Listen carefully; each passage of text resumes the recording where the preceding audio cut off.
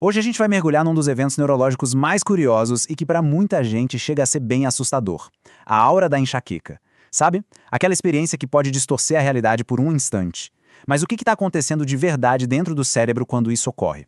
Pois é, para quem já viveu isso, essa descrição soa bem familiar, né? É uma perturbação nos sentidos que vem antes da dor, quase como um prelúdio visual ou tátil que serve de aviso. Mas essa estranheza toda tem uma explicação científica bem clara.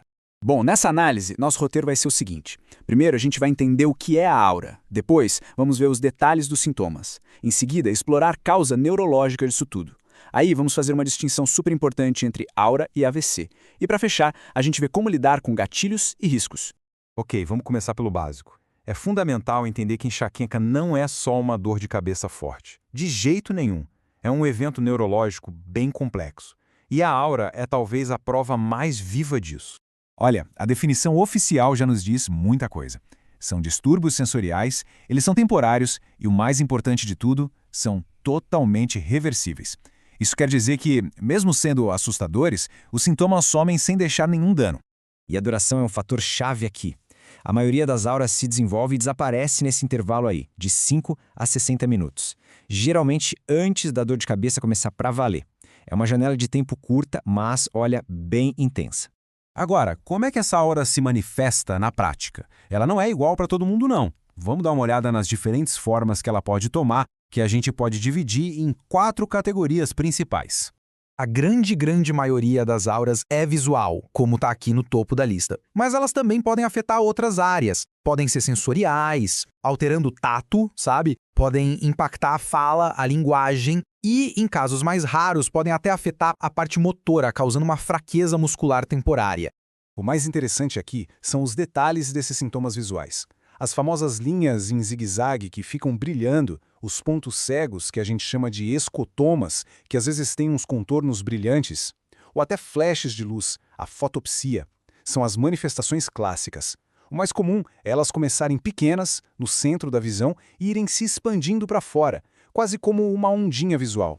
E não para no visual, não. A aura pode se manifestar também como uma sensação de formigamento que vai marchando, sabe? Sobe lentamente pelo braço ou pelo rosto. Ou então, aquela dificuldade frustrante de achar as palavras certas, que é a chamada aura disfásica. Certo, a gente já viu o que, agora vamos para o porquê. Afinal, o que está acontecendo lá no cérebro para criar essas experiências tão vívidas? A resposta, olha só que interessante, está numa onda de atividade elétrica. O nome é meio técnico, depressão cortical alastrante, ou DCA. Mas para simplificar, pense como se fossem ondinhas num lago. Uma onda de superatividade dos neurônios vai se espalhando pelo córtex e logo atrás dela vem uma onda de silêncio, de supressão neuronal. É esse processo que gera os sintomas. Vamos quebrar isso em 3 passos para ficar bem claro. Primeiro, algum gatilho inicia essa onda de atividade intensa. Segundo, essa onda viaja. Se ela passa pelo córtex visual, pronto, temos sintomas visuais. Se passa pelo córtex sensorial, vem o formigamento. E terceiro, vem a fase de inatividade, o desligamento temporário dos neurônios.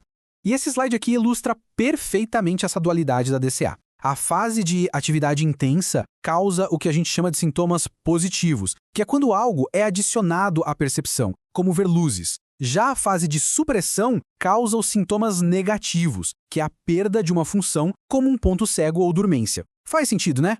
Agora, a gente vai entrar num ponto de extrema importância. É que os sintomas da aura podem sim parecer muito com os de um acidente vascular cerebral, o AVC, e saber diferenciar os dois é vital. A principal diferença está no jeito que os sintomas começam e progridem. A aura geralmente se desenvolve de forma gradual, ao longo de minutos.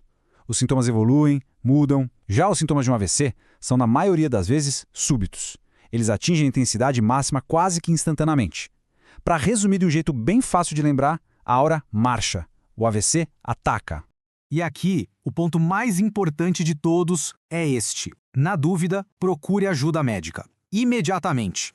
Qualquer sintoma neurológico novo, especialmente se for súbito e muito forte, tem que ser tratado como uma emergência até que se prove o contrário. Na nossa última parte, vamos para um lado mais prático. Como é que a gente pode entender e gerenciar melhor a enxaqueca com aura, conhecendo os gatilhos e os fatores de risco que estão associados a ela? Olha, a lista de gatilhos é longa e muito pessoal. Varia de pessoa para pessoa, mas alguns são bem comuns. Estresse, estímulos sensoriais muito fortes, mudanças na rotina, seja no sono ou na alimentação, são os grandes culpados. Manter um diário sobre as crises pode ajudar muito a identificar os gatilhos individuais. E quanto aos fatores de risco? A genética tem um peso enorme. Se há casos de enxaqueca na família, a chance de uma pessoa também ter aumenta bastante. Além disso, os fatores hormonais são chave. As flutuações hormonais, como as do ciclo menstrual, fazem com que a condição seja mais comum em pessoas designadas como do sexo feminino ao nascer. Isso explica parte da diferença na prevalência. E isso nos leva de volta a uma complicação importante. Embora uma aura não seja um AVC, as fontes indicam que ter enxaqueca com aura está, sim, associada a um risco um pouco mais elevado de AVC ao longo da vida. É mais um motivo para ter um bom acompanhamento médico, certo? Para fechar, a aura da enxaqueca, por mais que seja perturbadora, é uma janela fascinante para a gente ver o nosso cérebro em ação. Ela nos mostra, de um jeito bem dramático, a dança elétrica que sustenta toda a nossa percepção. E aí fica a pergunta: o que mais essa rede neural tão complexa é capaz de nos revelar? Gostou do conteúdo? Curta, se inscreva no canal e compartilhe.